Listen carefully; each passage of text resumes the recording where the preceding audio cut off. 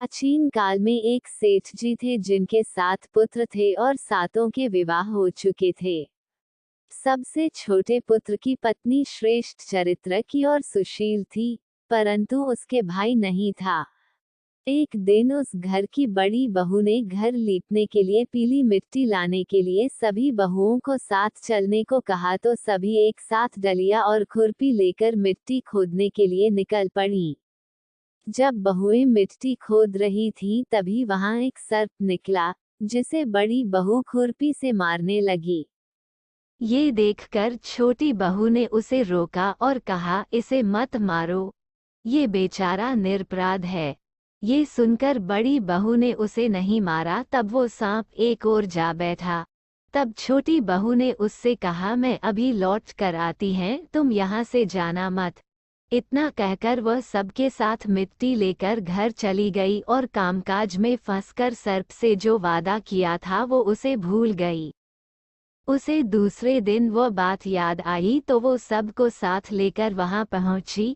सर्प अभी भी उस स्थान पर बैठा था, जिसे देखकर छोटी बहू बोली, सर्प भैया नमस्कार। सर्प ने कहा, तू भैया कह चुकी है, इसलिए तुझे छोड़ देता हूँ, नहीं तो झूठी बात कहने के कारण मैं तुझे अब तक डस लेता। वह बोली, भैया मुझसे भूल हो गई, उसकी क्षमा मांगती हूँ। तब सर्प बोला, अच्छा, तू आज से मेरी बहन है और मैं तेरा भाई, तुझे मुझसे जो मांगना हो मांग ले। वह बोली, मेरा कोई भैया नहीं है, अच्छा हुआ तुम मेरे भाई बन गए। कुछ दिन व्यतीत होने पर वह सांप मनुष्य का रूप रखकर उसके घर आया और बोला कि मेरी बहन को भेज दो। सबने कहा, इसका तो कोई भाई नहीं है, फिर तुम कौन हो?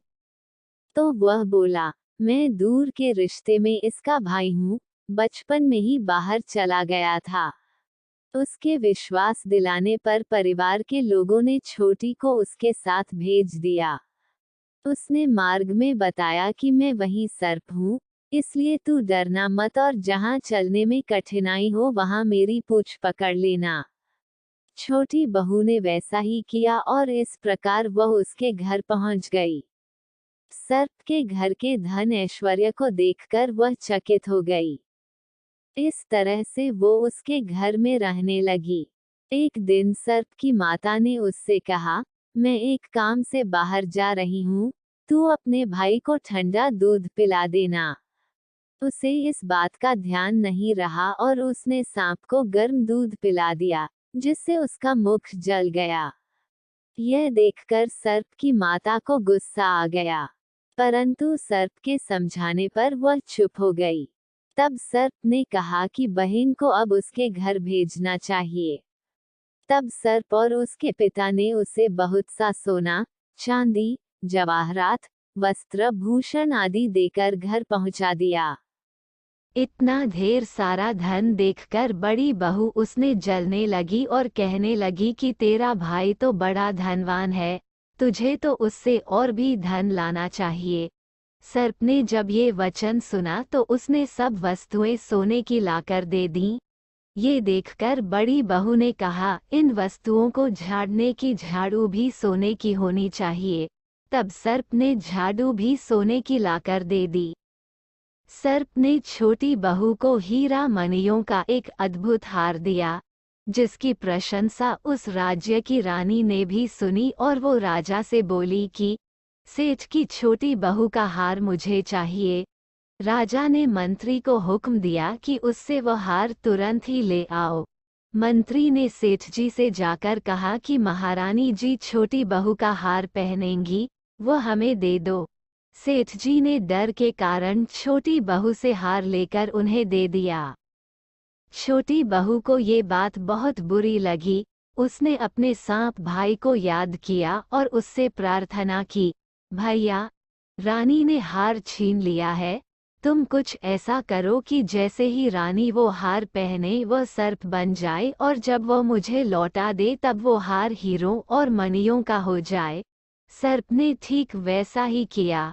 जैसे ही रानी ने हार पहना, वैसे ही वह सर्प में बदल गया।